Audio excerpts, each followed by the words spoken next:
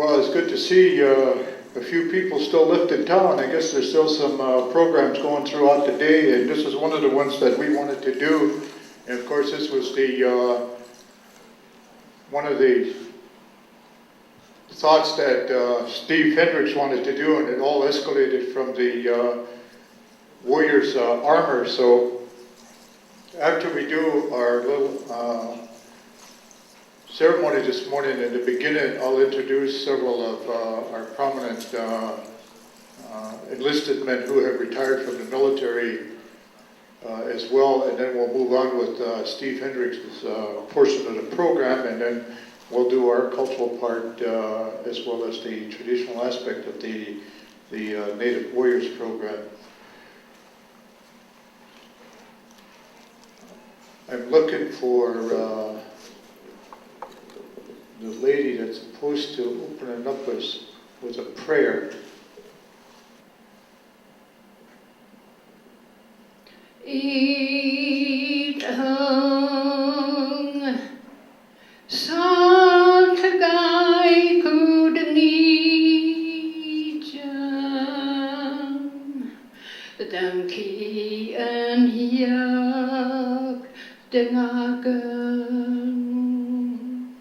Kingdom guided wisdom,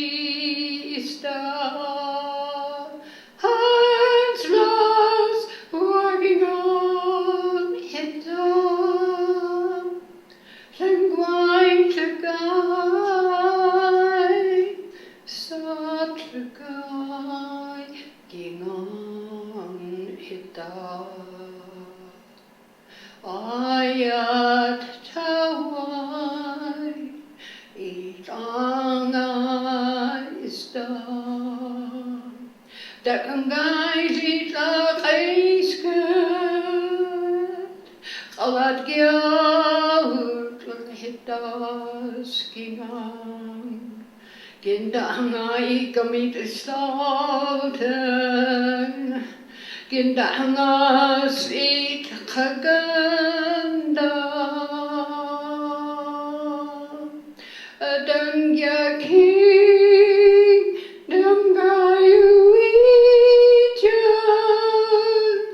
dagwi gaisan hans legaisan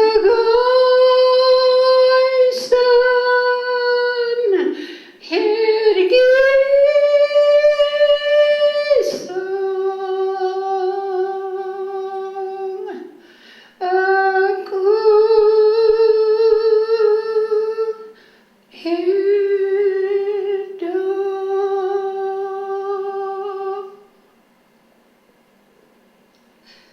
Okay, without further ado, I'd like to bring down Willard. You want to do the introduction of this, if you will? Willard is also a Vietnam veteran that lives in the Quetzcan area.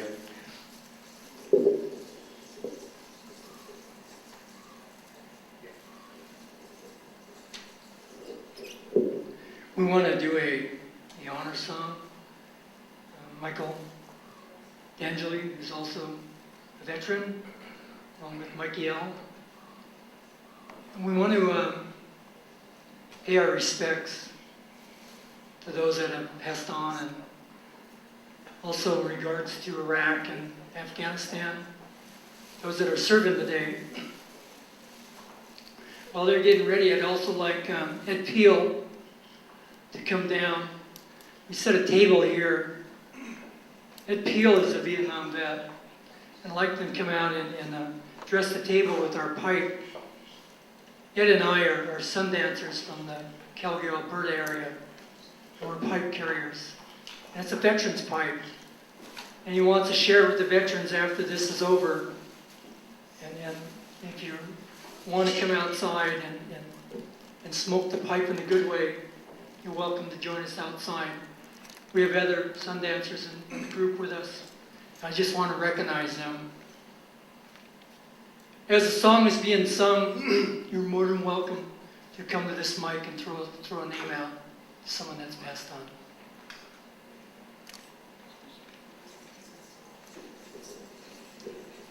Are there any Kickstarters in the house? Ray? How good's that? Ethel? Both of you stand up. I just want to go through proper respect because this type of ceremony is in Tlingit country. And we need to say Cheha Na'o. And we also want to ask if, from your permission, if this is all right to do this, because we can't do this without your permission. And I want Ray Wilson to step up here, and I know Ethel is an outlaw for the Hooo clan, who are one of the original clans from this community. So without that, we can't proceed with this process until they give us the okay. Otherwise, in our languages, we call it Tlakasiat. And this is proper procedure when you're in anybody else's home, ancestral homeland, to go through that protocol of our people. So I'm going to ask, and Ethel appears to be agreeing up to what we're doing, because out of respect, I need to do that. Anyana. Thank you, George.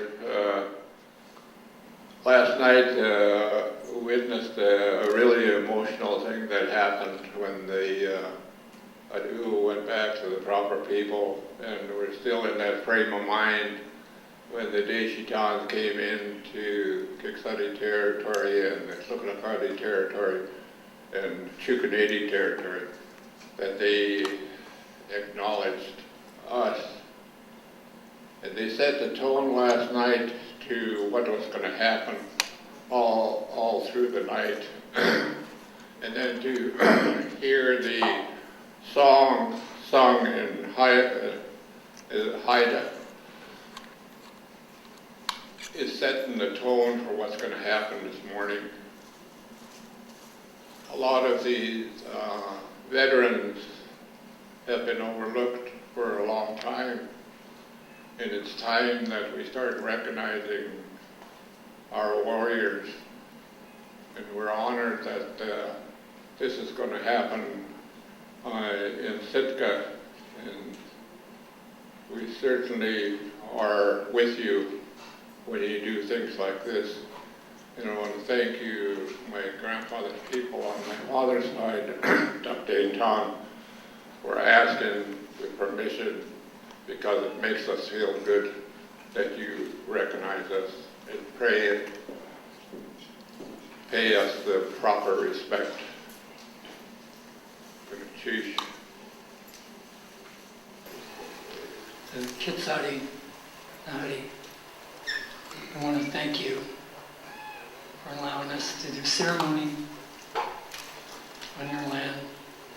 My grandfather was Kitsati. I appreciate everything and the words that you shared with us. And we come here in a good way, and that our words fall softly too.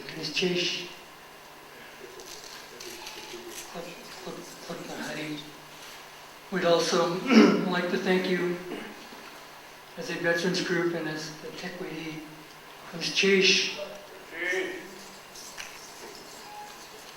What Simgiga Sigamana Govokson got some mills to Wayu, Michael D'Angelo to Wam Gumsiwa, Gingolith to Waku, Tamil Stibadehku,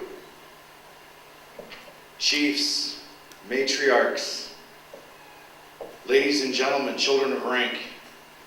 My Niscot name is Gotsamilth. I'm from the house of Bennett. My English name is Mike D'Angeli. I was really honored by my good friend, Willie Jackson, to come and share this song. But there needs to be a few clarifications. This song has been in my family since time immemorial. My grandfather's family, the Tsitzawits. And it was through him being the last Tsitzawit that he gave permission to my house, the house of Bennett, to use this victory song. This victory song has a real long, rich history with my family. It's a victory song, a victory not only for our warriors, but our students, our leaders, our matriarchs. Because without our matriarchs, without our women, we would not have our identity. I'm going to introduce my uncle, George Samuel, to explain a connection on why I'm standing up here in Tlingit country. I'm very honored as part of a Nisga'a man that is taking on a title of a hereditary chief. I'm very honored to be here, to be singing a song that's with my people, with my family. I called the head of my house, which is my mother, to seek guidance and wisdom for what I'm about to do here today. And it's through her that I received these teachings to ask my uncle to step forward.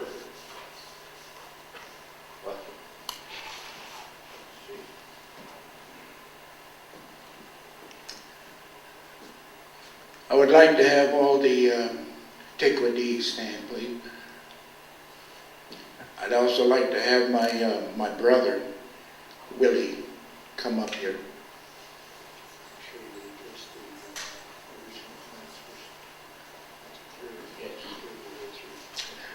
I'd like to thank the Kiksadi, the Tlingit, Chukanadi, Kagwantan, goodness cheese for letting us share this moment with you.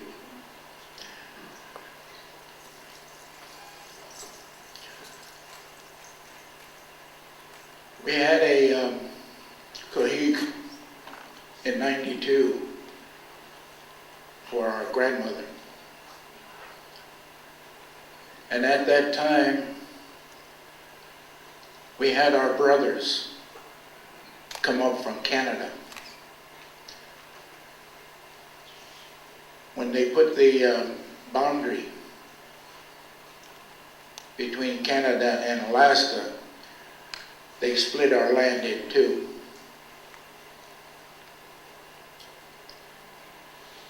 Reggie D'Angeli was our clan brother, that is Michael's grandfather.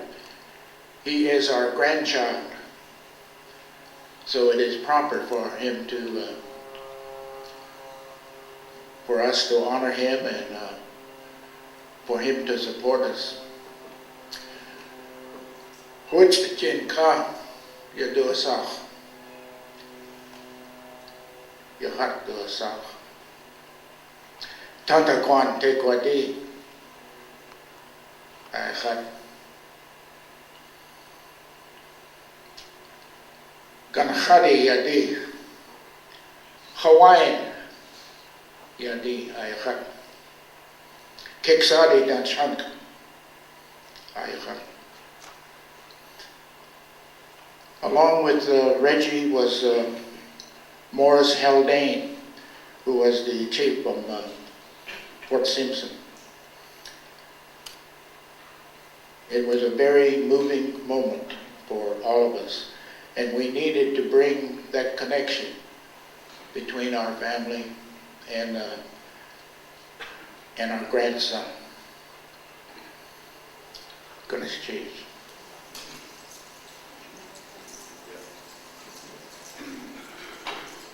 Before I begin, we have a few more protocols that need to happen.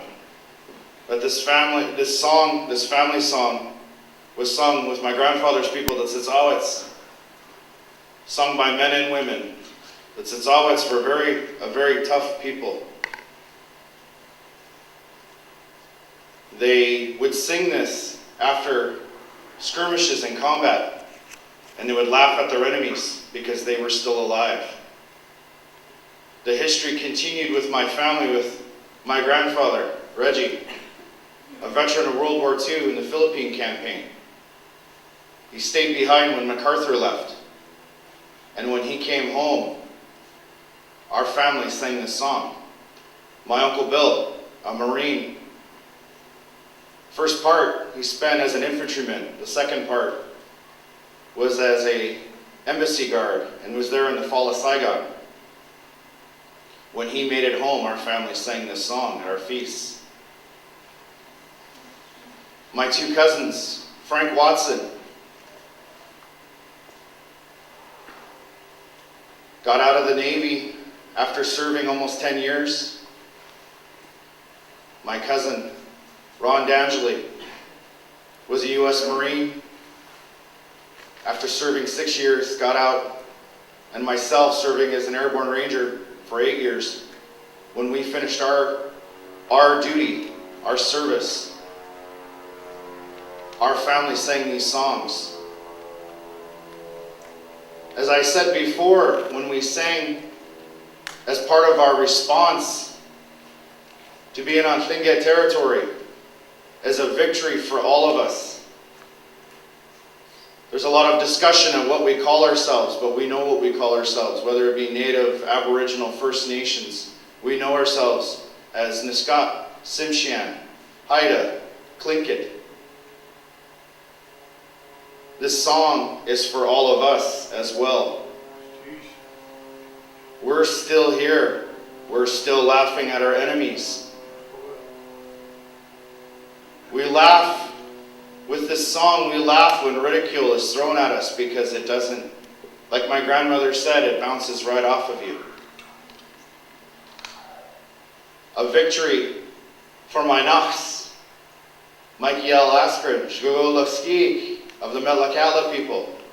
Yesterday she gave her talk about a 19th century photographer from her village by the name of B.A. Haldane. And a beautiful Haida woman stood up and said she remembers Benjamin Haldane when he was in Kasan and took photos of her when she was 8 years old. That was a victory for my Naks. And my uncle, George, saying, those are our family. That was a victory for giving those people who were taken photos of who they didn't have names for. That is a victory for the families. So it's with great honor I sing these for our warriors. This song, my Naks and I sing this victory song for our warriors and those who've fallen. This song, sharing this song does not give permission to use this song, but for me to share this song in this special moment, because we'll never see this moment again, and we have to live it to the fullest. Toexism goes chish to the Tlingit people, to the Haida people, to the Tsimshian people. For a young Nisga'a nobleman to share a song of his people and his family, to all of you, Toexism, to the elders and the clan leaders who gave my Naks and I permission to sing song in your territory, on your traditional land, is a victory. Toexism. Thank you.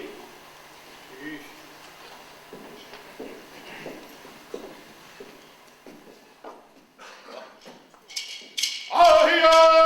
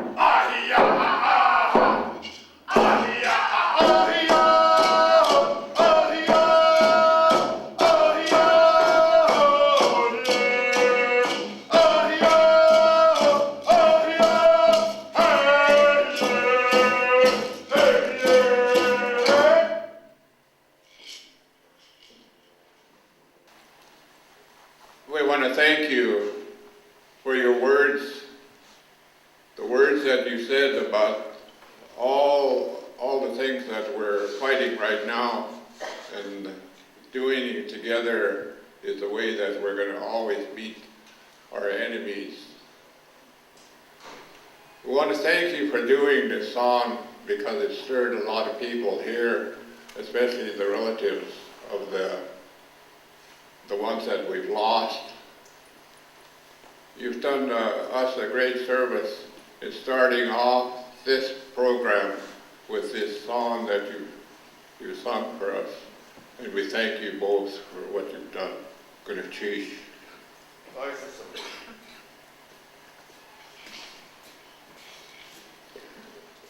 Ms. Cheese, without further ado, I'd like to introduce the next facilitator for this portion of the program. This man is one of the main facilitators of this whole conference as well, and also works with the Alaska State Museum out of Juneau, and Steve Hendricks.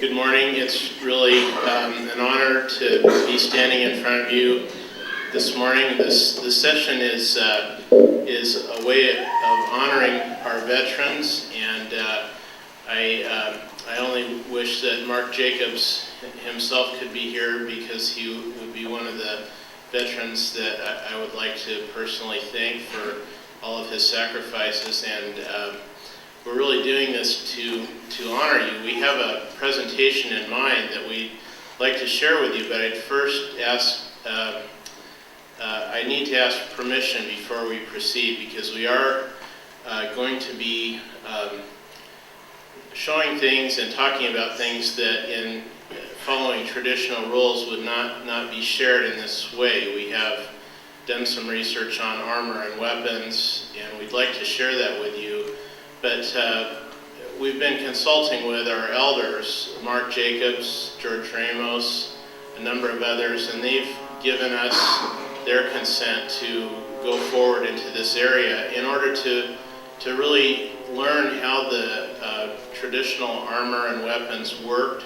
We've been looking in museums around the world to locate the original items, to study them, how they're made, try to figure out tactics, talking to Tlingit warriors to learn things about how they might have been used. But these are things that following a strict traditional rule, this wouldn't be proper. But I think about how sometimes when people are learning how to do things under traditional rules, they do suspend some rules that wouldn't normally be suspended. For instance, an apprentice carver, in order to learn how to make a totem pole, for instance, or a mask, might follow a master carver and be asked to copy something, or to carve one side of a carving that the master carver has carved the other side of, just as a way of learning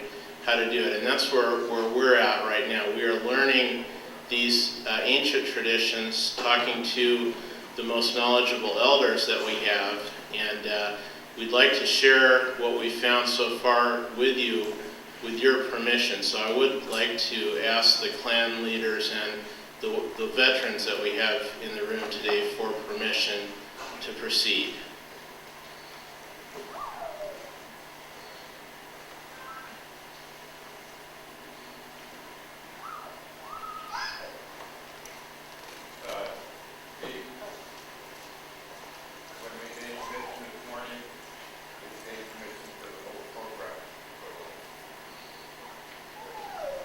Okay.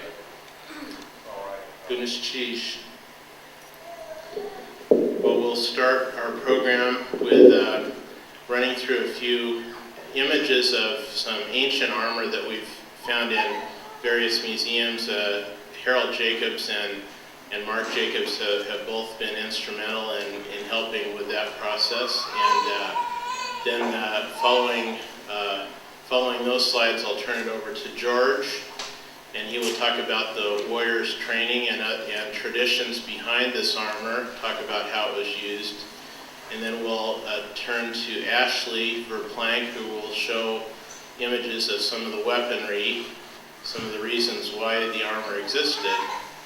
And then we'll talk about some of the new armor that's being reconstructed.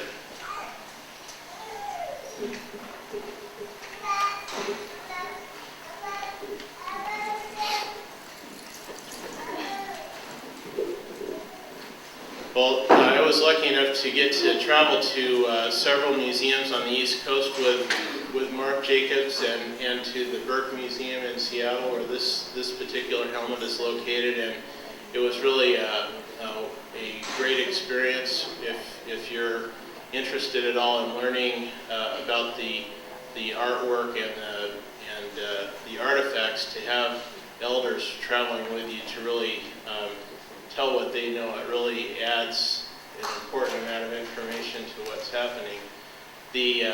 Some of the best collections of armor are, of course, in European museums, since many of the European explorers had battles or encounters with Tlingit warriors here. They ended up picking up some of the armor to take back with them. In fact, in some of the Russian records, it indicates that they sent examples of Tlingit armor back to Russia in order to try to get more money for military spending. They wanted to show how formidable the armor was, and Alexander Baranov himself said that their bullets and buckshot would not penetrate the Tlingit armor. And this is probably typical of the kind of armor that Baranov would have been referring to. There's a body armor, there's a helmet, and a face protector.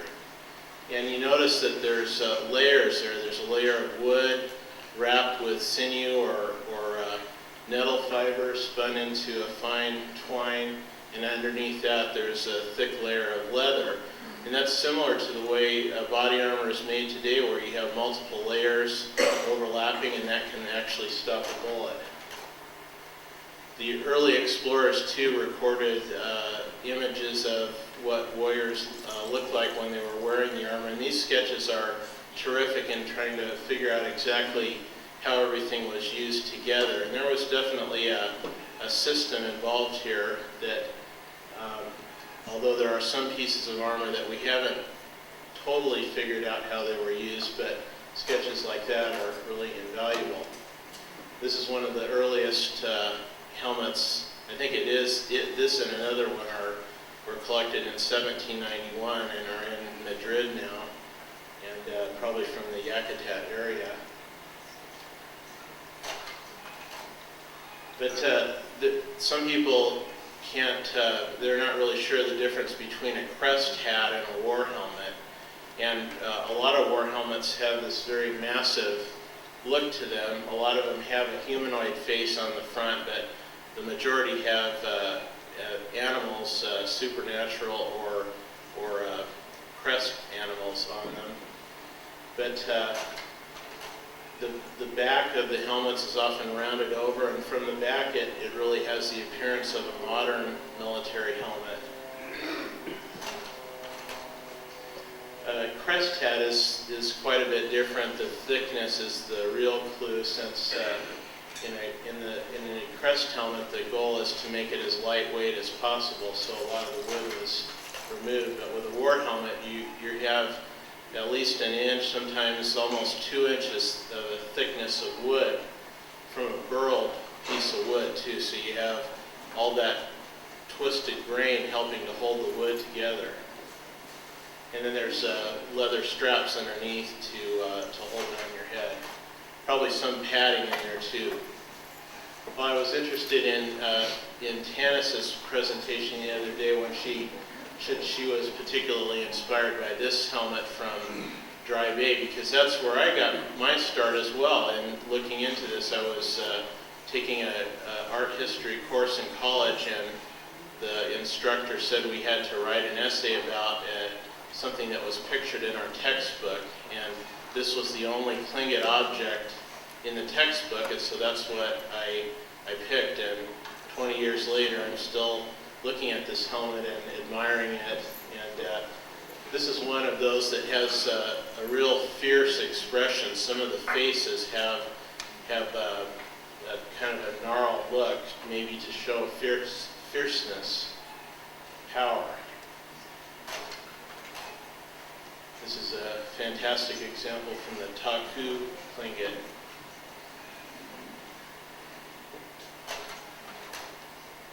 And there is one of these that has that represents a female.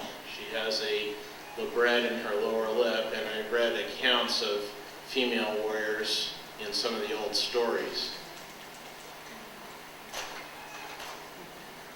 But the majority of helmets have animals of one kind or another on them. This is one of the only helmets that I know of that was collected from the Haida in southeast Alaska. And there's a very similar one. This was one of a pair of helmets nearly identical to each other. There's quite a few different bird helmets. This one, Emmons he said it was a little devil, or a choot, I think he spelled it, but I think it might be cheek, murrelet. I might think that because that's one of my names is Cheek. And then this is a helmet that showed up about 10 years ago at an auction in Paris that no one had ever seen before. It evidently was in a collection in a castle in Europe, and it just showed up out of the blue at an auction, believe it or not. And that one is in a museum on the East Coast now. But the thought is that it represents a murrelet because of the teeth in the beak, and also the little crest of feathers coming off the back of the head.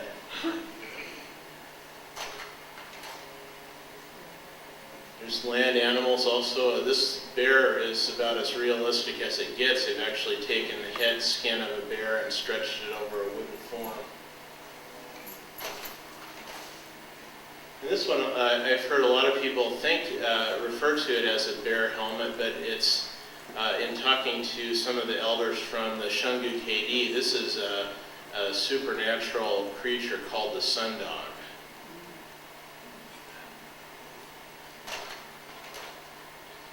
There are some whales and other sea mammals. The whales often have a tall dorsal fin sticking out of the back of the head. This one, some people think it's a whale, some people think it might be a snail. So there are no eyes on it. A lot of these interpretations are just that, interpretations. The information as to their original identity has been lost in the museum records if it ever was there in the first place. There's some pretty fantastic shark helmets too. This is one that's got a small frog emerging from the mouth, and a lot of the shark helmets have this carved ridge going up and over the top.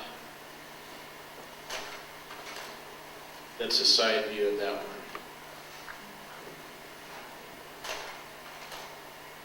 And this one, when I first saw it, I really couldn't figure out what was going on with it, but then I started to look at details and saw that it too is a shark with a humanoid face. If you look at the ear, right behind and below the ear are the gill slits.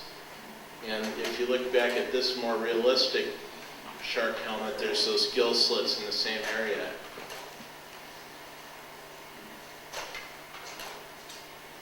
And sea lions, there's quite a few, actually. I think probably 8 or 9 sea lion helmets similar to this one, with the head in the air with an open mouth, like when they're swimming through the water, and you see their heads, and they're acting really fiercely. A lot of these creatures have a very fierce, powerful expression. This one is really looks pretty humanoid, but then it's got the sea lion whiskers sprouting from the upper lip as if it's transforming into a sea lion. And we do see some like that shark helmet too. Some of these show both human as well as animal characteristics. So it might be a creature frozen in the act of transformation. Now, this is one sensitive area I wanted to mention briefly, is a connection between the armor and shamans, because there are in the artifacts there are some similarities, and I wanted to talk about a couple of them. First of all, the basic war helmet with a humanoid face is very similar in the way it's positioned to a shaman's headdress, like this one. This one's got a small mask attached to a framework of sticks. And of course, a war helmet is carved out of one solid piece of wood, but it's done in the same general configuration. There's several war helmets that have small creatures emerging from various parts of the face, and there are a number of shaman's masks that have that same characteristic of these little spirit faces emerging. And then there are several helmets that are replicas, I think, of another kind of shaman's headdress called a war bonnet. This is a shaman from the Hooo area, I believe, or Klukwan. He's wearing one of these war bonnets, and the literature says that these shaman's hats were worn by shaman when they accompanied a war party into battle. And their job was to predict the outcome of battle, foretell what the weather was going to be like, fly ahead of the war party and spy on the enemy, and even engage the shamans of the enemy in supernatural combat. So they would be a part of the war party, apparently. Now, their war bonnets may be connected to ritual headgear used on the Aleutian Islands. This was a shaman's hat collected in the Aleutians in the late 1700s, early 1800s, and you can see it's that same basic configuration. But getting back to the armor, there are several war helmets that seem to be carved representations of that kind of a shaman's hat. This is an almost exact copy of one of those shaman's hats with a little masquette at the top, but this is all carved out of a single piece of wood, and there's a strip of fur along the top, like a lot of the shaman's headdresses have. This is another one. The same basic form of that hat is like the shaman's war bonnet, but it has the addition of some creatures carved on it.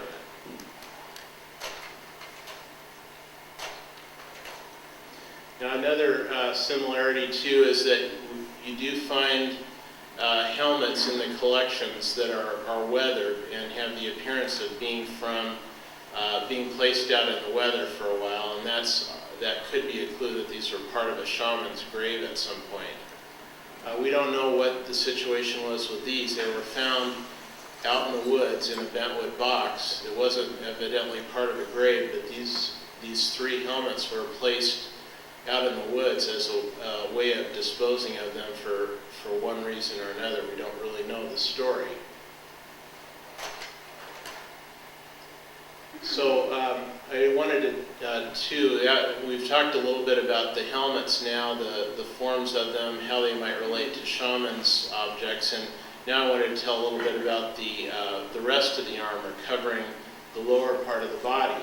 From the eyes on down, of course, you have the face protector, and that's a piece of bent wood that's curved around to fit the profile of the helmet, with little gaps carved in it so that when a warrior has that up against their face, they can see through that slit.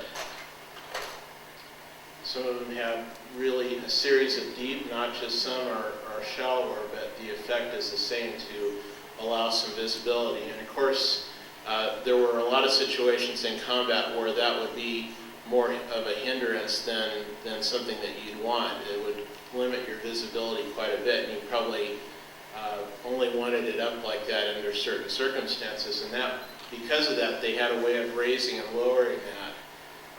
To lower it, all you'd have to do is open your mouth, because you held it up by biting on a piece on the inside. and then it would just swing down, and so you'd have more side vision that way, peripheral vision.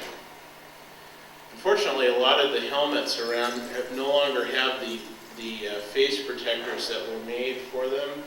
There's a few, though, that are still together, and this one is in the William Seward House in New York. And I drove a day and a half through snow in upstate New York to see this helmet.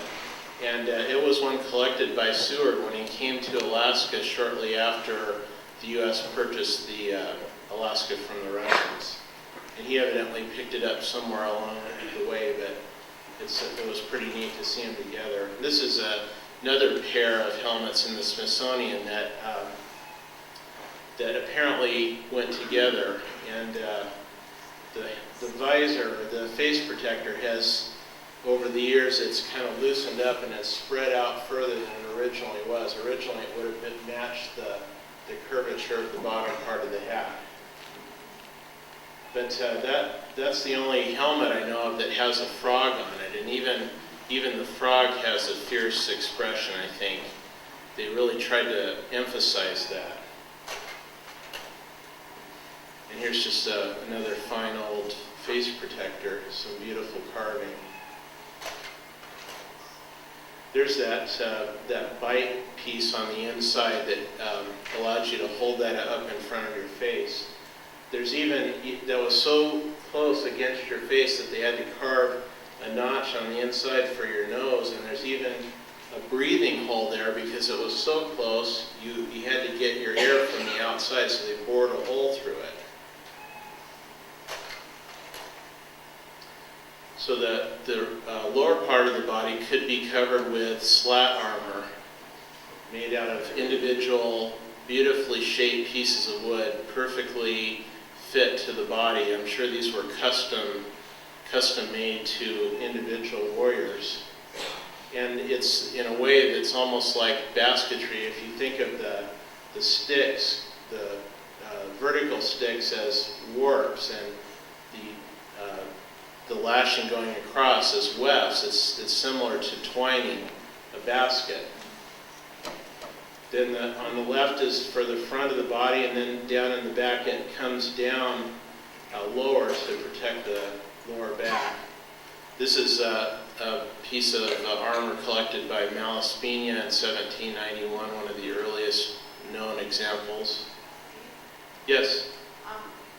That previous slide, you said it was twine like a basket. What did they use? Spruce roots or? Yeah, well, that's a good question. You know, there hasn't, as far as I know, there hasn't been a lot of analysis of what that twine is. But just from looking at a lot of it, I think some of it could be sinew and some could be some kind of vegetable fiber. I was always thinking of it as nettle, but whatever it is, it's there's miles of it in a piece of armor like this. I mean, it would take months, I think, to make that much twine. It's just incredible.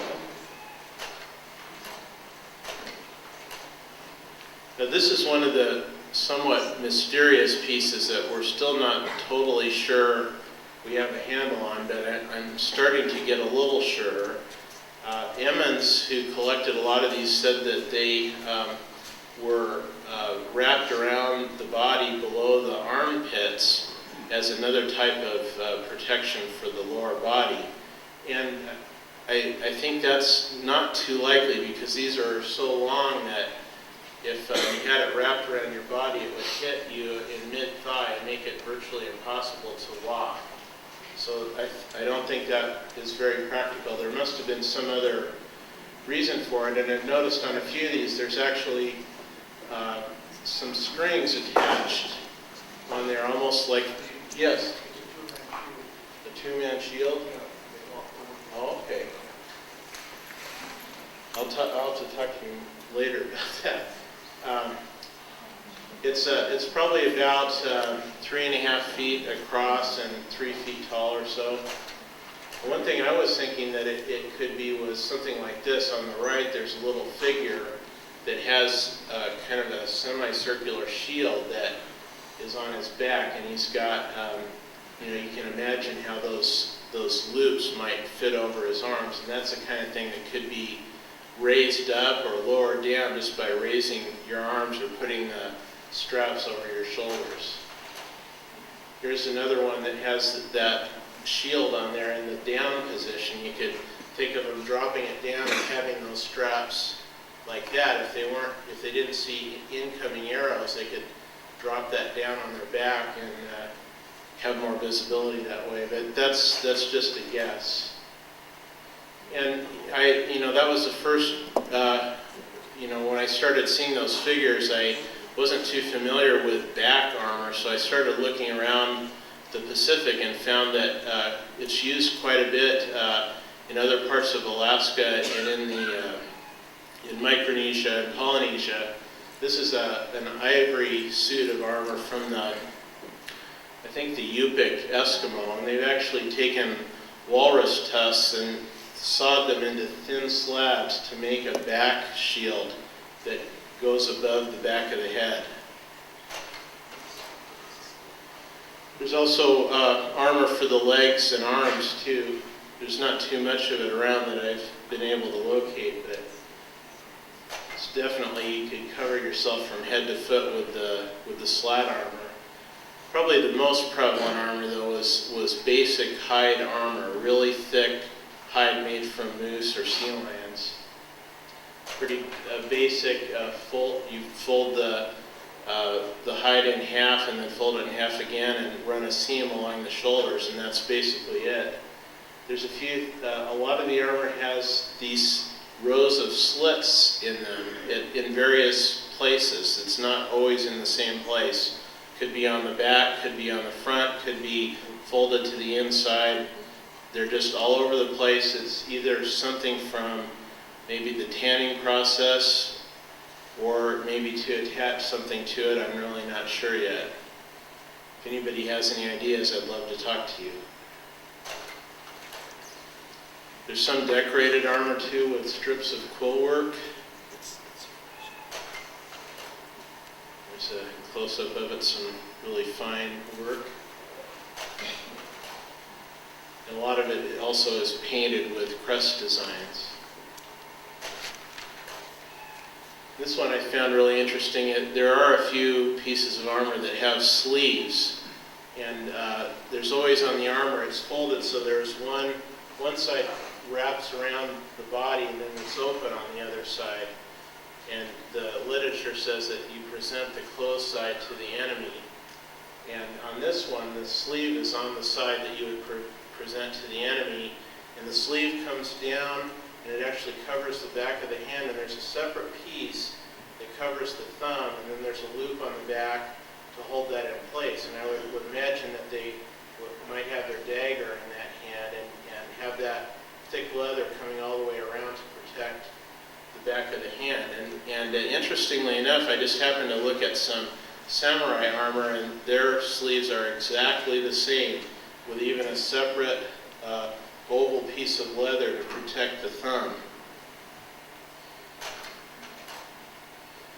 This illustration puzzled me for quite a while because I knew the artist Tikhonov was extremely accurate. You've probably seen the drawing that he did of Kat Leon with Castle Hill in the background, and he's wearing a raven's tail robe, and that robe, he's got every little stitch in its proper place. So I know he didn't just make this up. This is a Tlingit warrior near the Indian River in Sitka. The designs, though, on the leather are not what you'd expect to see in Tlingit country. They're not the traditional style. But in the accounts of early explorers, you can see that they traveled frequently to the Columbia River and bought armor down there to trade to the Tlingits. And sometimes the armor had Columbia River decorations painted on it. And this is the inner layer of some armor that was collected at Angoon, and sure enough, on the inside of that armor, there was what I think is a Columbia River painting. There's not a lot of that around, so I actually had to look at rock paintings to find something to go by, but this has a similar eye structure, and then that triangle underneath the eye is similar to what's on that piece of armor. And then this, from the outside, you'd think, this is a pretty typical piece of Tlingit armor, but then you open the inside, and that's what you find. It's not Tlingit, it's probably from the Columbia River or Plateau, possibly. So once the Europeans got into the picture, things started to change a bit. Some of the armor became more like European uniforms or clothing. There's some vests around, some sleeve jackets, but the arrival of higher powered weapons did cause some changes to be made. They added layers to start out with, either by having wood on the inside of the leather or wood over the leather. There's a few of these vests that are just solid Chinese coins, like overlapping plate armor that the knights of Europe wore. But once even more powerful firearms came into play, the armor apparently was not made very much anymore, and the old pieces that were around were used as if they were Hooo, because they do appear in photographs from potlatches at the turn of the century. Well, I just had a couple slides left, and then we need to move right along since our time is ticking away quickly, and I don't want to take up too much more time, but I just had a couple of images left to show how the armor has continued with us today in the regalia that shows up in all the ceremonies and Hooo that we go to. There's a few war helmets that were remade into ceremonial hats. There is an old whale helmet that has been repainted, and it has these pectoral fins that have been added to the side of it to maybe make it more flamboyant looking for ceremonial use. And then a few of the old war helmets have come back in recent years, borrowed from museums. Many of these have been claimed too under the repatriation law, but until that happens, the museums have been sending a few out so that they could be present at memorial feasts, and this is from the 1904-2004 Kagwantan Wolf House Memorial. Well, finally, just this is something that I'm still thinking about, and I just want to bring it to your attention as a possibility. But in reading about Chilkat, the Chilkat robes and tunics, evidently Emmons, who interviewed weavers 100 years ago or more, said that the thought at that point of the elders was that Chilkat tunics were designed to be like armor, leather armor. And it too is closed on one side and open on the other side like an armor tunic would be. And thinking about some of this armor that may or may not be back armor, I'm interested in possibly the fact that if this was something that you'd wear on your back, how it does resemble the raven's tail robes, the rectangular robes that you wear on your back that have lines going across. If you go back to this one, you can see how they've twined it together in certain places to make bands across there. And the technique is so similar where you have warps and wefts going across. And, this is just pretty hypothetical here at this point, but one other thing I've been really curious about too is, Chilkat robes, where did that shape come from? Who invented that and why? Is there a meaning to that, or is that something that evolved for years and years? And just kind of thinking about it, I just thought it was really curious that some of the armor used by the Chukchi in Siberia are almost like an upside-down Chilkat robe. If you imagine a Chilkat robe without the fringe being worn across the back, that's kind of what it would look like. And then there's this piece in the National Museum of the American Indian. It's Tlingit armor in the form of one of those Chukchi back shields. And so there I brought that shape from another direction into Southeast Alaska. But then I had to ask myself, well, that's all good and fine, but that's upside down. That's not the way a Chilkat robe is normally worn. But sometimes they did wear Chilkat robes upside down. The people there on the right side have their Chilkat robes worn with the fringe up. So that point would be on their back, and that may be part of this tradition of armor being translated into regalia. And the reason for that, I think, may go to the welcome ceremony when hosts receive guests. They act as if they don't know who it is, and that it could be someone that they had to defend the house against. So they acted as if they were prepared for battle. Once the introductions were made, the guests would be welcome ashore, and they would put away that military stance. But that's what they greet people with. That's a picture from the 1904 potlatch, and that was one of the ways that our people does things in opposition to the administration that was in place at that time. Because Governor Brady said that this was going to be the last great potlatch of the Tlingit people. But the Tlingit people, this was their way of saying, no, it's not. We're wearing our precious item upside down. And the veterans here can say the same thing.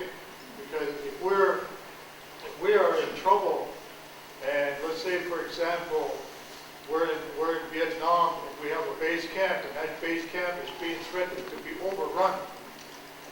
In order to put up a distress, we will actually raise the United States flag upside down. And so the planes coming in will see the flag upside down, so that means it says, go ahead and drop the ordnance right on that base camp, because we gave the order in that manner to say that, yes, drop it right there. And so, in essence, this is what this is showing. It's showing that we are opposed to the last great potlatch, because we will continue on to what we're doing as Tlingit people. That's how come that Chilkat blanket is upside down right there. Thank you. That's my last slide. I did want to thank you for going through that with me, and I'd like to turn things over to the real expert here, George Ramos.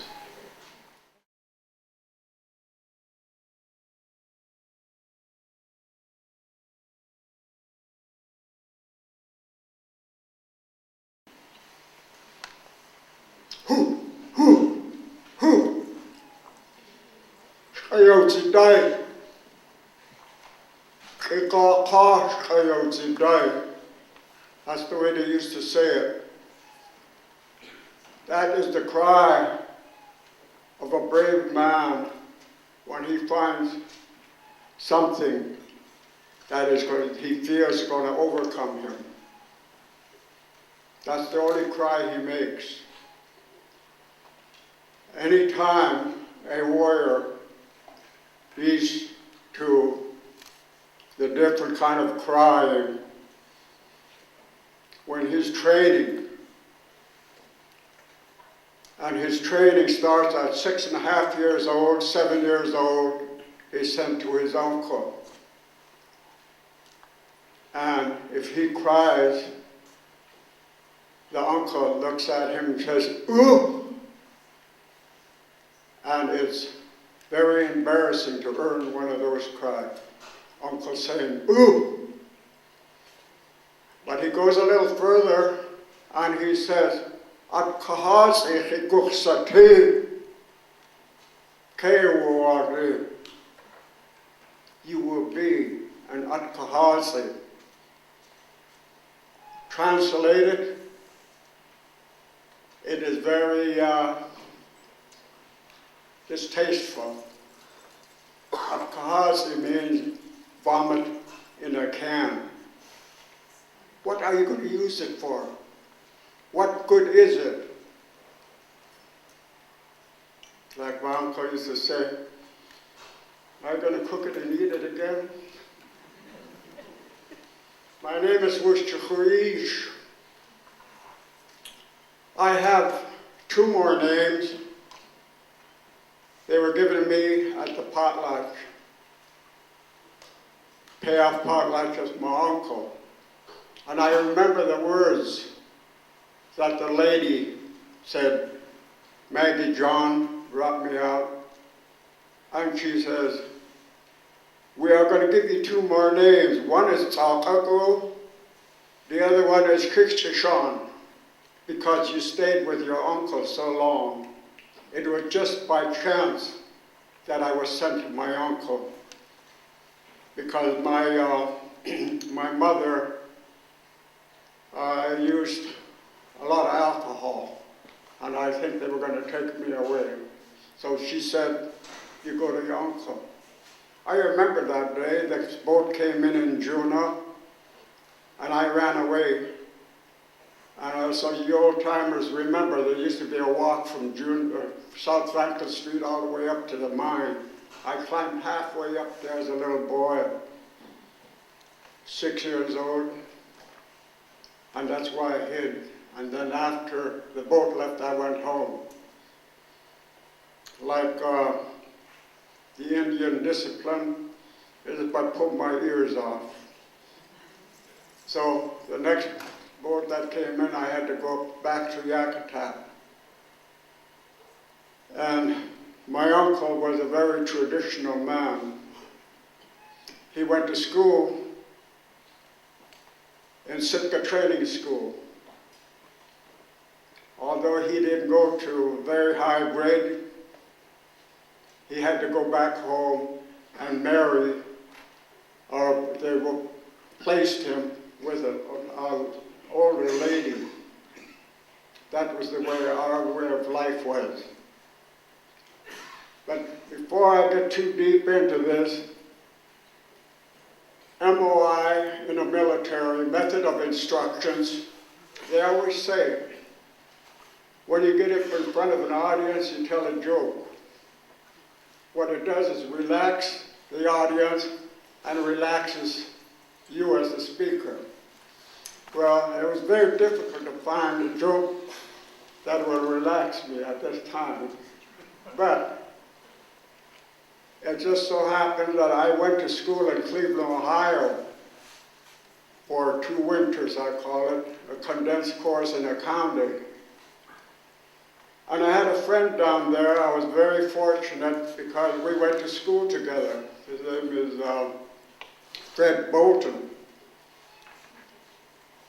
And it was really surprising how much the people knew, people of that area knew about Alaska. They asked me how many dogs I had in my dog team. They asked me if I saw the American money before I came down there. They asked me if I saw hamburger and chicken before I came down there. And they asked me if there's any green area, things growing in Alaska. Well, they used to ask the same questions of Fred Bolton too. And he said, well, one day I was talking to him, he said, you know, I'm tired of them asking me if I live in an ice house. And so finally he says, I changed my story.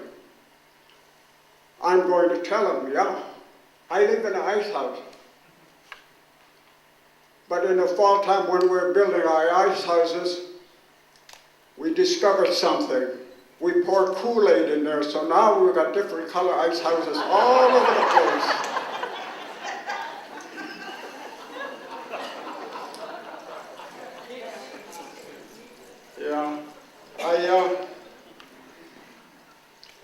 wanted to start with talking about the training of a nephew with his uncle. Like I say, he goes to his uncle when he's 6.5, 7 years old. Prior to that, they used to say they take a young boy and they dip him in the water. The mother will bring him down and dip him in the water. And then when he goes to his uncle, the training starts. The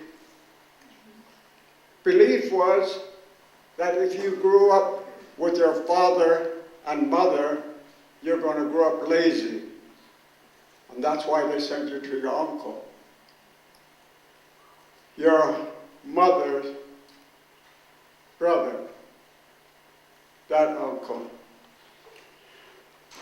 And the first thing you hear in the morning, as you people who understand it, like I said last time, one of the stories that is told to a young man, a young boy, is the story of Blackskin.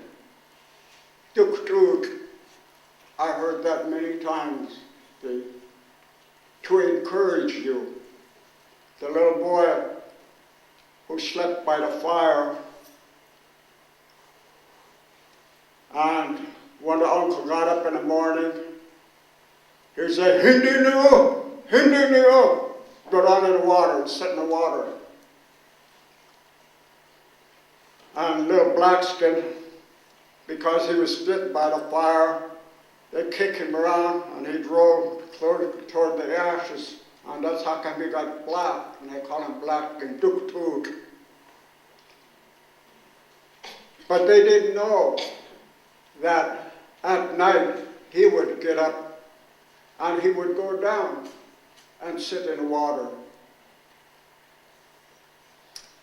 Their test was, there was a tree, they say, with part of a branch growing off of it. And when they're coming up the run and they try to break that off, and then they would twist the little trees, try to break them apart. But one night when he was training by himself, a man came to him. And this man said he would like to fight with Duk Duk. He was down there by himself.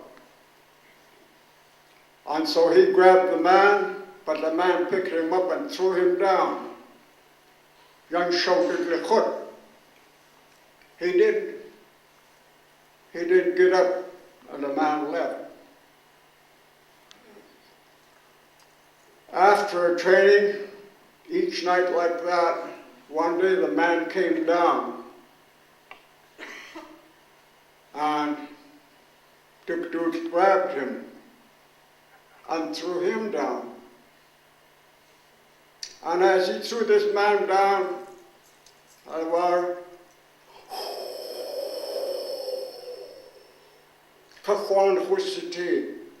he turned into frost. And when the little boy ran up, he grabbed that limb and he broke it off. And he didn't know what to do, so he wet the end of the thumb and he stuck it back. Next morning, when the uncle told the boys, "Hindi niyo," everybody ran down, sitting in the water. My uncle used to say, when you first started,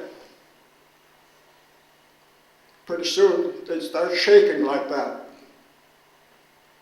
Carefully, hush, and they'd start floating down, pass out. The older boys, the uncle would come down with altars. He'd whip them across the chest. The stronger boys would put their face down in it. I always used to wonder about that. Why? They don't beat them from the back. I guess that's part of building up the armor that's going to be in front. So he said, since he broke off that band, he put it back and forced back. So when the strongest boy came up, grabbed that, and he broke it off. Ha ha, ha ha, ateya koha, dakhav paha. He said, it is time. We are going to go out to Sea Lion Island. So they prepared. But they wouldn't take Blackskin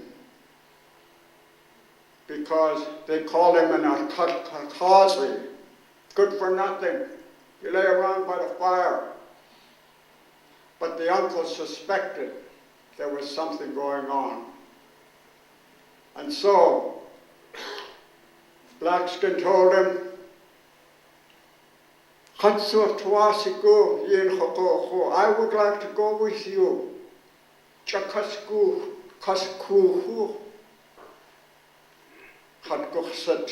will bail the boat. The final test was to go out to Sea Lion Island because this is what they trained for. As they went out, Blackskin was sitting in back of the boat and he was bailing the boat. And so, when they got to Sea Lion Island, the boy that broke it off in the morning day, big husky, jumped ashore, and he grabbed the sea lion, big one. He was going to rip it in half. The sea lion flipped down and cracked his head, the boy's head. Everybody was in shock looking at it. That's what, yeah. Blackskin was watching it from the stern of the boat. What happened? Supposed to be the strongest boy was dead. And he stood up. He took a bandana or a strip, tied it on his head. And he told the crew that was sitting there, get out of my way, get out of my way. They say, if you're going to do anything that is wrong, you will tie a bandana, a kasho de chin. And he started running forward. There's two versions that I understand. One is he was jumping on the seats.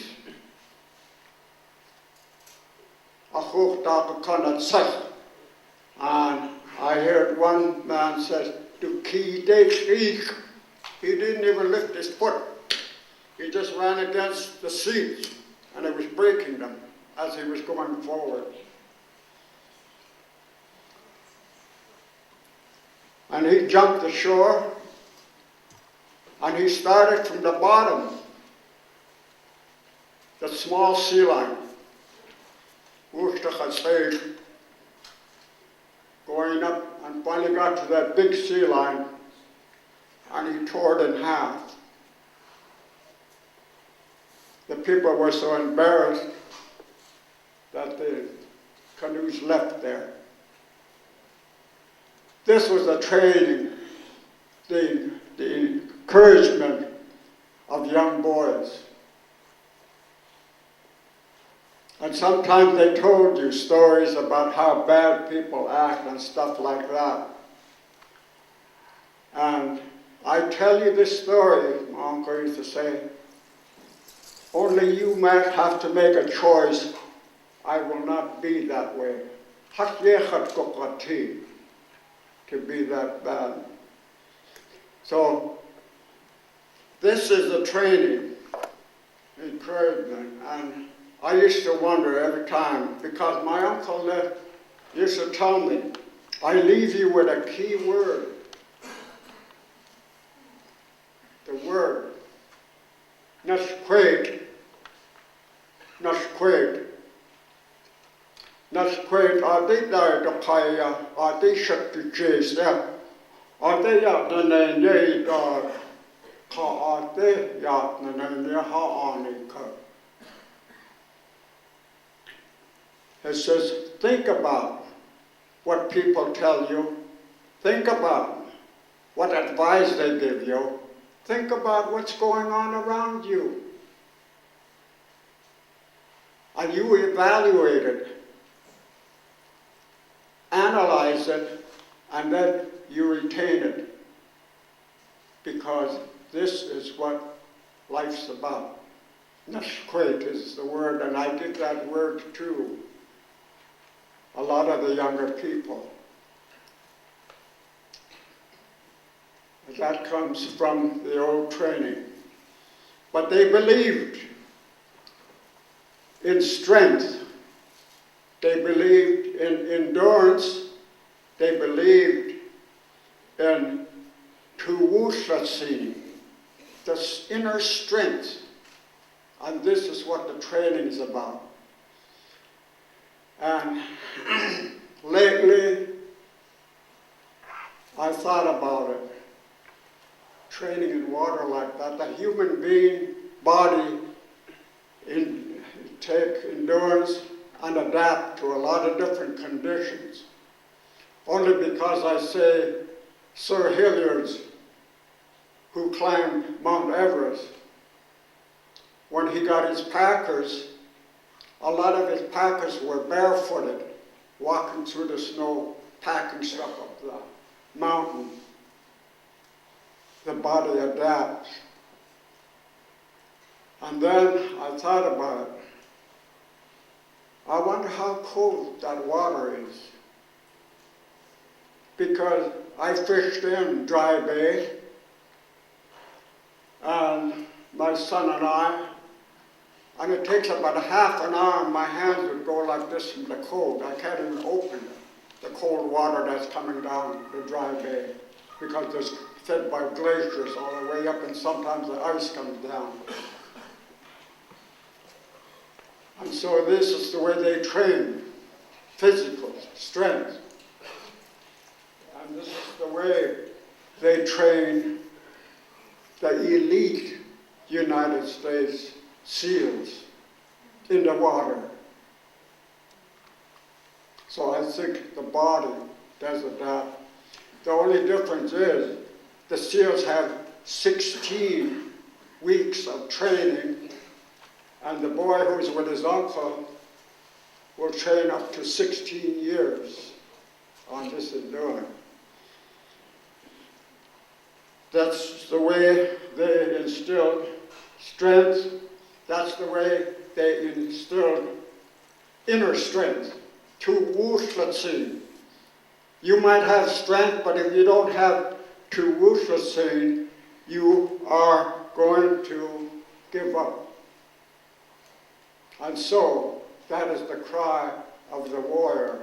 Hoo, hoo, hoo. That's all. Anything else will earn you, ooh, a sailor. And that's when they say ooh to you, that's like calling you a wimp.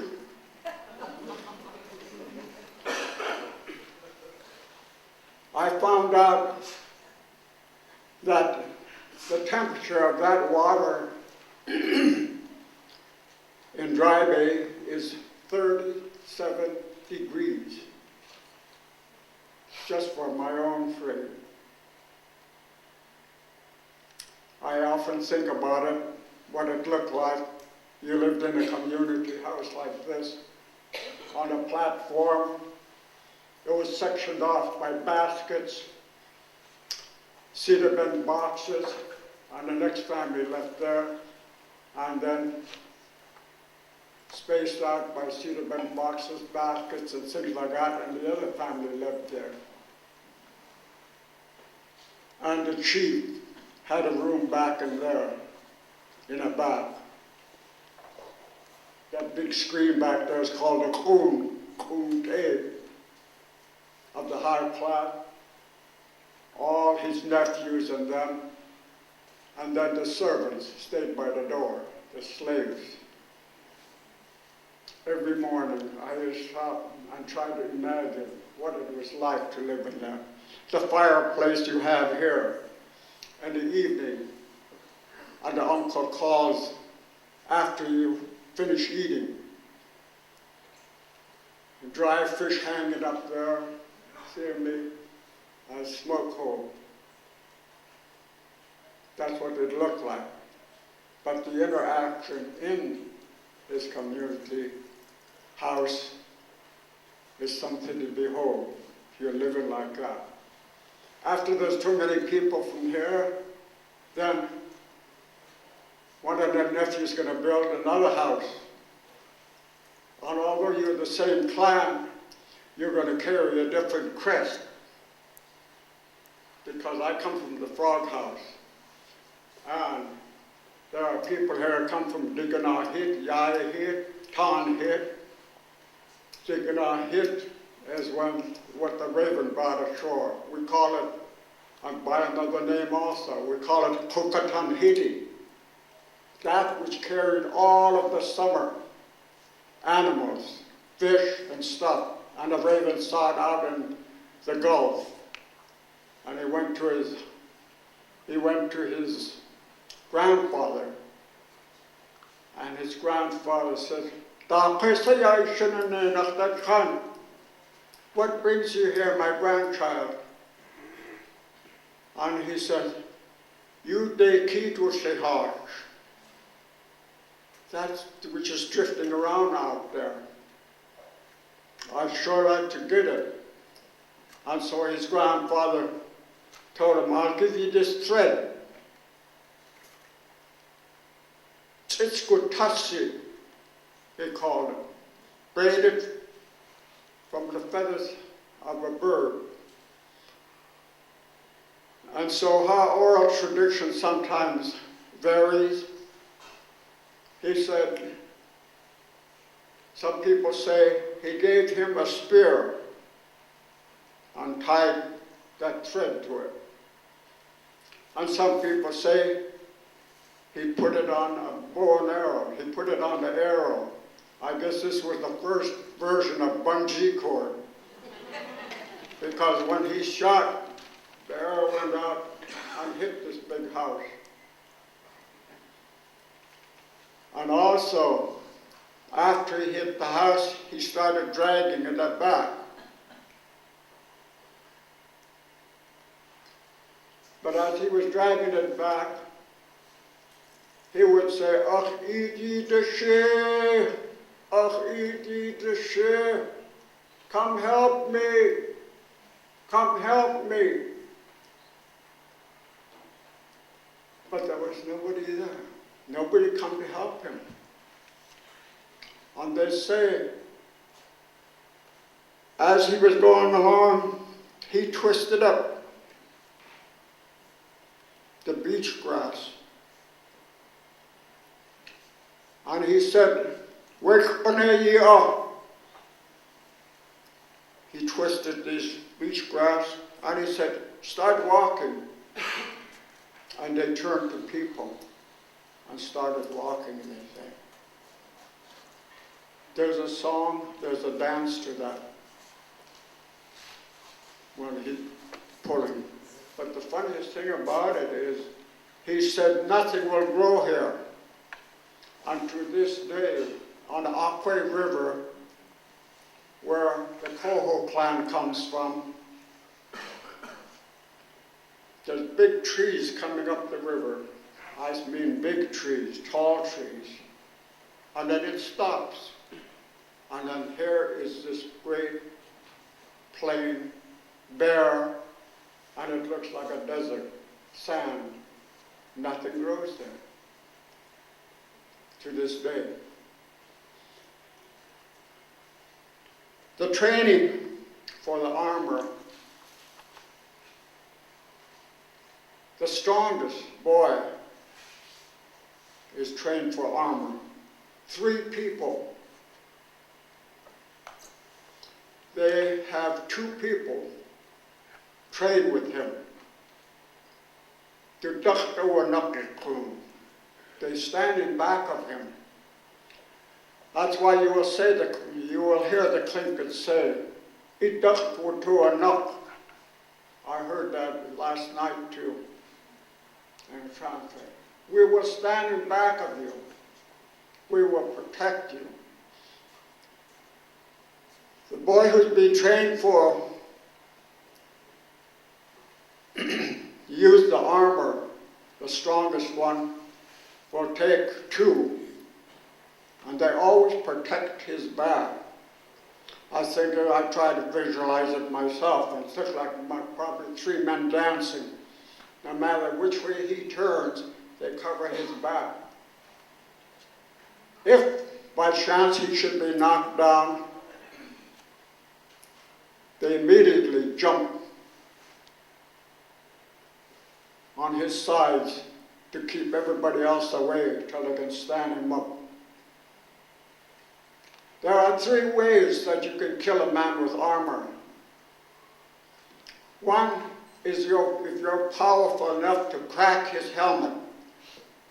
His helmet is made out of what is called cries. Cries is tangled. And that's where we get it from the burr that grows on side of a tree. It does not grow any straight, it's tangled.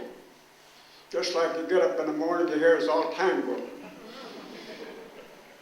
Crais doesn't grow in a straight line. So therefore, it's more powerful to hold back, but it can be cracked sometimes. That way you can kill a man. But the one that used to really make me think is, my uncle used to say, it is a man with a weak jaw that will get killed first. I said, well, what has his jaw got to do with it? And finally, after I saw the helmets in Harvard, you look at the helmet, and like Steve said, the collar piece has a hole in front of it. And you see it right there.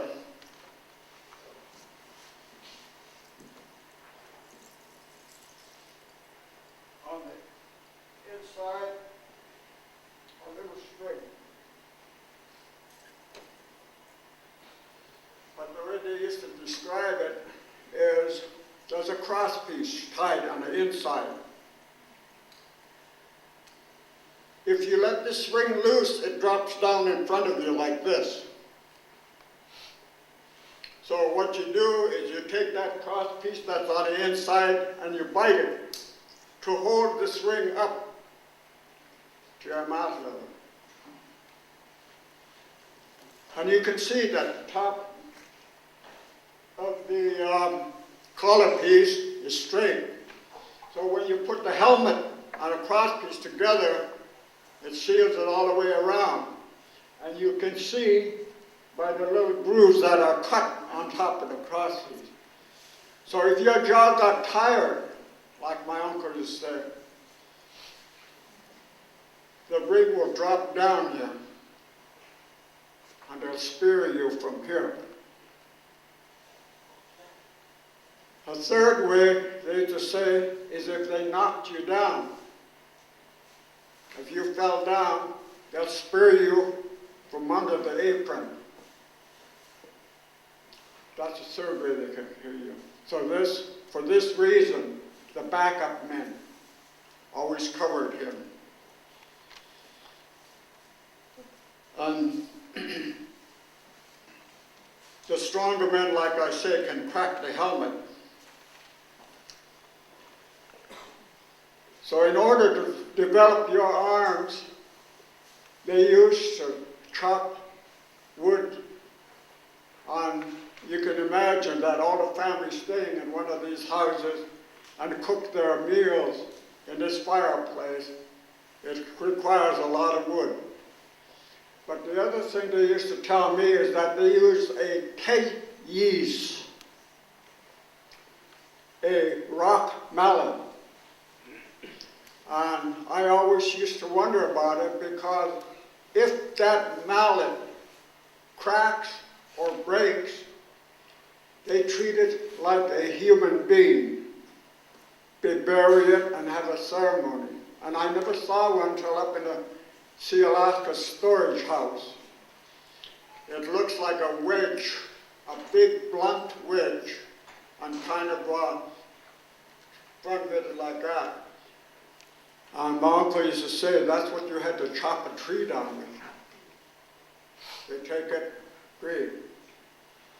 All the older boys, this is the way they spent their day. All the younger boys spent their day by packing in wood, getting water and stuff like that. And in our land, you had to run along the beach for miles as a youngster. You're looking for Kayes Kawu. And it is really strange to me, the timing, because you are looking for iron log. If you find a piece of iron, you will become a rich man. And that's why they used to distill in the boys, so they have to run along the beach because our beach is all sand. And where did that iron come from? I do believe they're trying to change the history by saying that Columbus had sailed in 1492 and our first white man came into Yakutat area in 1784 or 86. David, 86? All right.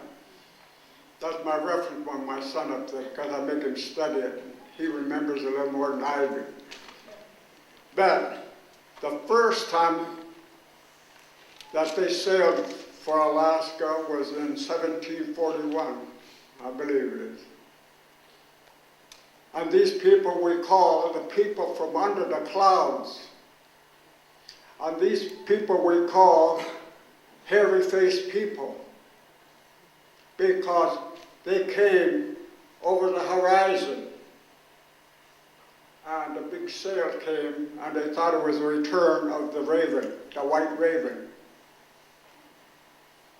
And so we call them people from under the clouds. And also, when we saw them in Latuya Bay, they had big beards. So we call them people with a hairy face. They haven't been here too long. What we're talking about, what we're looking here, was still in effect 250 years ago, prior to the coming of the Europeans. As you see on his presentation here before me, they had all kinds of helmets. And I used to look at those helmets in pictures before and see all of this different animals, I guess. I think they had psychological warfare in present long before Egypt, because this was supposed to make the enemy fear. But the one I used to wonder about, my uncle used to say, "An kunai you." You will know the battle commander by the markings on his body. And it seems strange to me, I never asked what those markings are. And now I look around and I can see that the battle commanders are the ones that have the stripes, the bars, and stuff like that. That's how you will recognize a battle commander. That's what he used to tell me.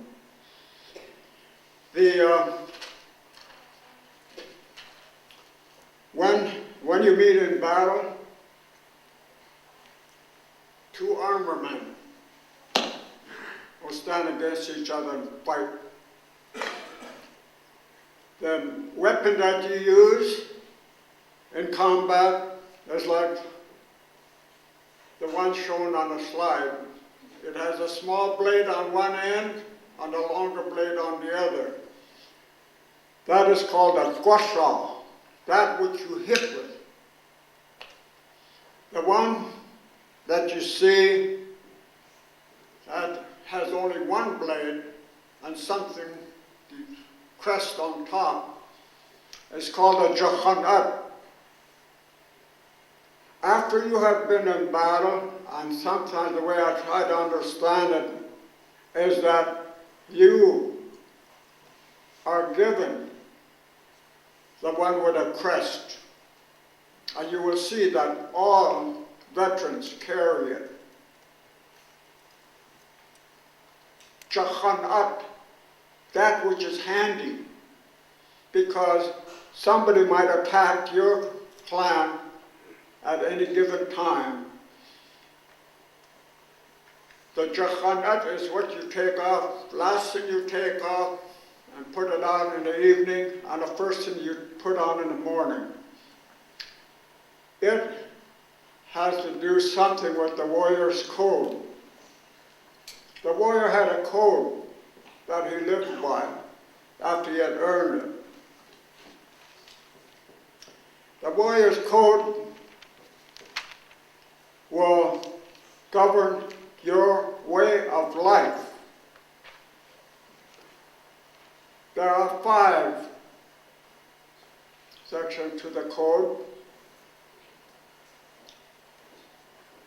The first one is in ka kanach shkish da shlik.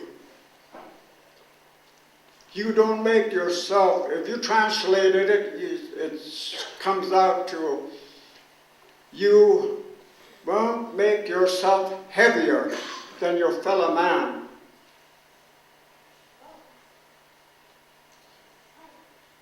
If you took the word heavy and tried to fit it into there, and you find out there you don't make yourself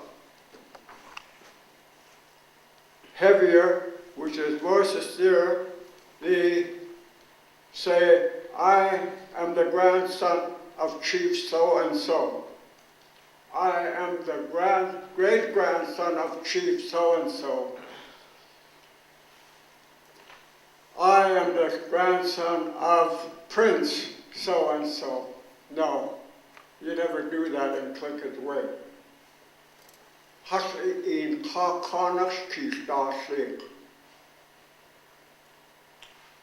The second one is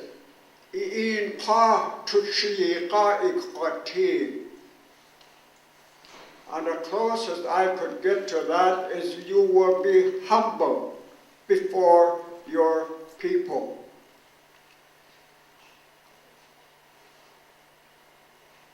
That is, and I used to wonder how come these old timers that I grew up when I was 8 years old, they never say much. They never talk much. And so, a new culture comes along and took advantage of that. And the people, in their way, living by their code, were taken advantage of. The third one is you will reach down in ka to jinka kishi in kek kisahan. You will reach for the hand of your fellow man and stand him up with you. The fourth one, in ka kach adgati, you will always protect your people. The fifth one, they never talked about it too much. He said, if you get into a battle and you find out you get wounded and you know you're going to die, you will fight to your last breath. This is the code of a warrior.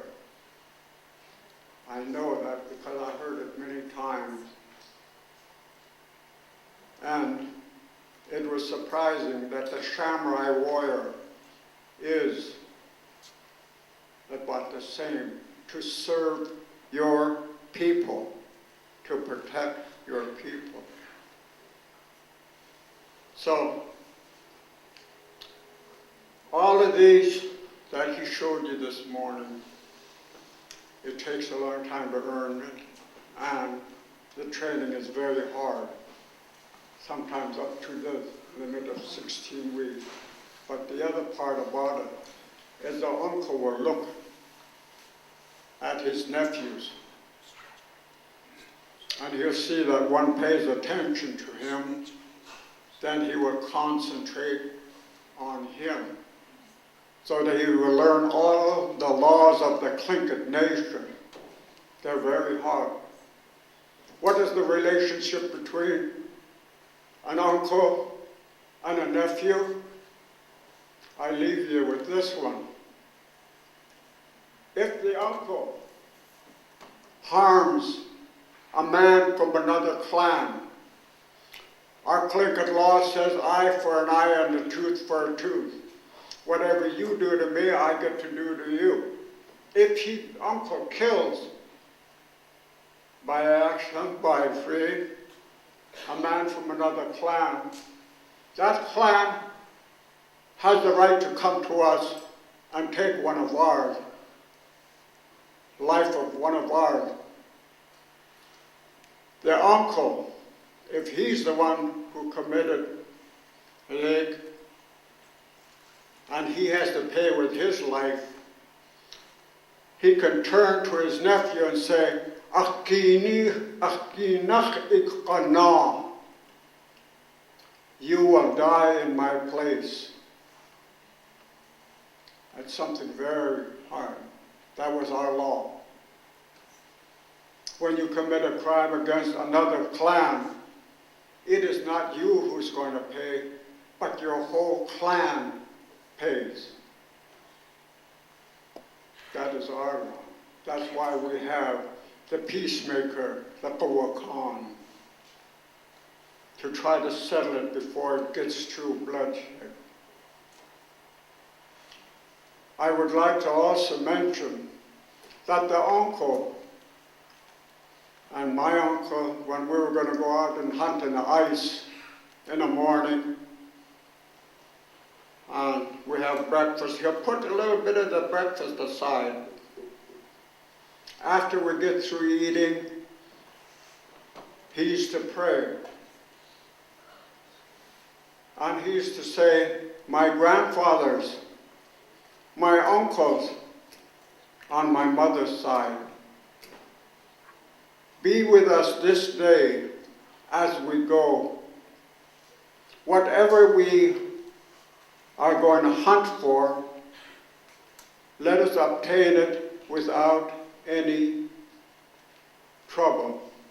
And then he'd put the food in a fire, because that's where we communicate with our ancestors. I thank you very much for listening to me. It says on the title of the paper, Sharing Our Knowledge. And like I said last time, there are many sides to our way of life. And we have our own creation stories. The raven who created our world. The uncles, the grandfathers have long passed on. The Bureau of Indian Affairs says you will not talk their language. And so therefore, there is a generation gap where we never talked our language and we never passed on this information that I tell you about to our younger people. And I think this is going to be a very good conference.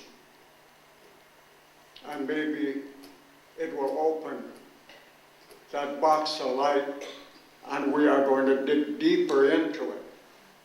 Knowledge.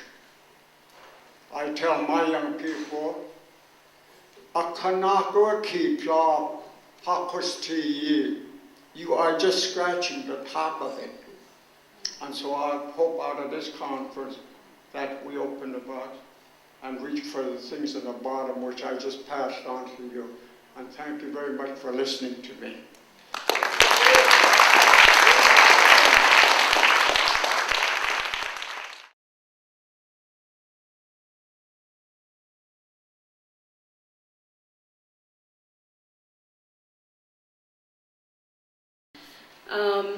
And my presentation, it's really a visual exploration of daggers over time, pre-contact up until the early 1900s.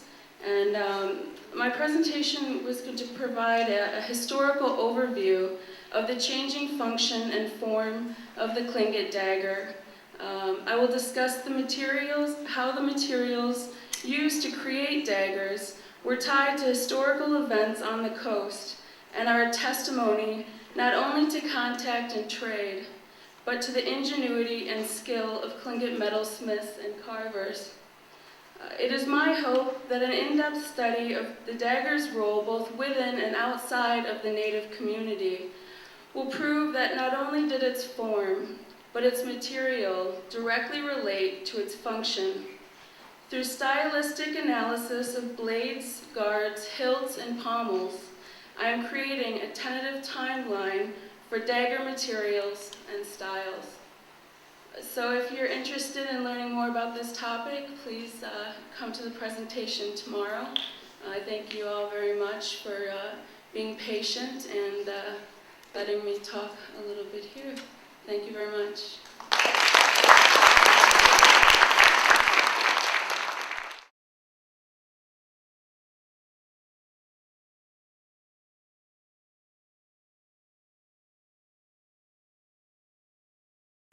Before I spend a couple of minutes just kind of summarizing a little bit what took place today, I think we had one of our noted World War II veterans. I wonder if he's still in the house, Roy Bailey. Are you still here? Roy Bailey, would you stand up? Roy Bailey is one of those World War II veterans, a very humble man. Just like the rest of us, never really wanted to talk about some of the experiences that we had when we served in a combat theater. Roy served in the European combat theater during World War II.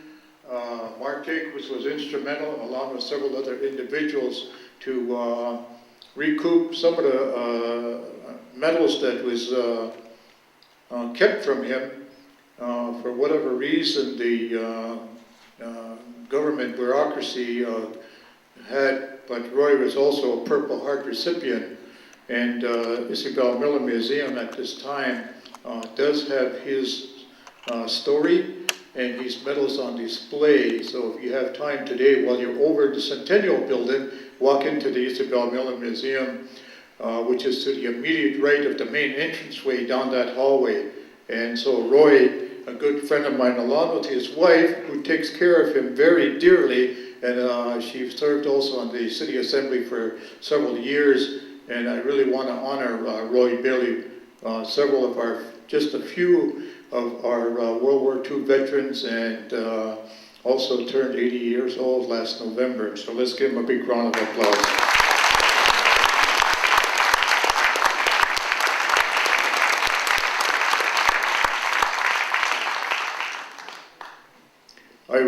I was really intrigued by the Tlingit armor. I never saw the presentation that Steve had done previous to this morning, and I've seen them in different art books and all that, but never really got to see it from this. And I happened to be sitting there thinking about it, and I don't want to put this in a very funny way, but I thought about it, and I was looking at some of my brothers in arms that served in Vietnam with us, and I got to thinking, what do you think the Viet Cong would have thought seeing us coming down that trail with all this armor on? And I thought of also is, I wish we had this armor in Vietnam because they issued us two things that I thought never really protected us. One was the steel pot, which our brains cooked in 120-degree temperatures while we walked around the jungle. And it was also good for boiling water in, and also to sit on, and to hit other people with it. The flak jacket that they gave us was of no use. Shrapnel, it stopped shrapnel, but it would not stop a bullet. It was good for sitting on, if we were riding on armored personnel carriers on a convoy, or if we were in a helicopter on eagle flights heading into a combat zone. That's what they were good for. Outside of that, I have to apologize to several of my veteran brothers. I had them scheduled also to give you a little presentation, but I think what I'm going to do is I'm going to check with Steve and a couple of the other conference facilitators. I know there are several rooms going to be left over tomorrow at the Centennial Hall. And I want to leave you with one note. I had a meeting yesterday with probably about a dozen or so of our veterans, and many of them are in this room today. We discussed this thing about how the veterans should continue to stand up in the community of where we reside, and how we're going to go ahead and move forward in a more positive way, not only for the identity of the veterans that served, but also I got to thinking what George Ramos shared with us, and that is very true. The code of conduct, the Tlingit code of conduct, was 5 of them that he had mentioned. And there are some in there that are very powerful, and I think we as veterans can take those 5 code of conducts and apply them in today's society, even if we are not in uniform. But we are still warriors. And that was the actual general consensus yesterday on the feeling of the veterans who sat in that meeting. We still need to conduct ourselves as warriors. And I think that is going to be the premises and the very foundation that George Ramos shared with us, that we are going to take in to the fight of what is going on with our people today because of drugs and alcohol and many other things that are going on. Maybe that's our battle today as veterans who are no longer in uniform. But we are taking it to heart, and we want to thank George, if you would stand, George, for sharing that warrior's conduct with us yesterday, and I've heard it before, and we really never did take it serious, but after we talked yesterday, a month, other warriors that were there, Chuck Natcon was there, my buddy Mr. Jackson, Tiny Burrell, my cousin Joe Bennett, First Sergeant Ken Austin was there. All these guys were there, and we pretty well want to say goodness cheese, George, for giving us a charge. And I think we will take it from there. Goodness cheese, you folks have a good day. We'll see you this afternoon.